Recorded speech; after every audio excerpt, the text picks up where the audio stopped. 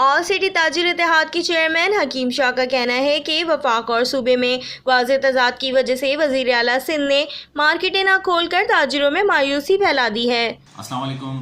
وزیر اعلیٰ سندھ کے مارکیٹیں نہ کھولنے کے اعلان سے مایوسی ہوئی۔ لاک ڈاؤن پر وفاق اور سندھ حکومت کے فیصلوں میں واضح تضاد ہے۔ وفاق اور سندھ حکومت کی سیاست میں تاجروں کو روندا جا رہا ہے۔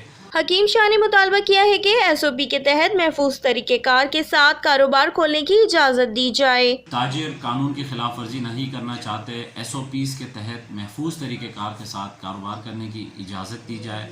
کپڑا، شوز، گارمنٹس، جیولری اور کارپیٹس کی دکانیں کھولنے کی اجازت دی جائے۔ آل سٹی تاجر اتحاد کی چیئرمین حکیم شاہ نے بتایا ہے کہ ماہ رمضان میں کاروبار کی اجازت نہ دینے پر تاجروں کو 50 ارب روپے سے زائد نقصان کا خدشہ ہے۔ Laiba Khan, metro 7 city news, Karachi.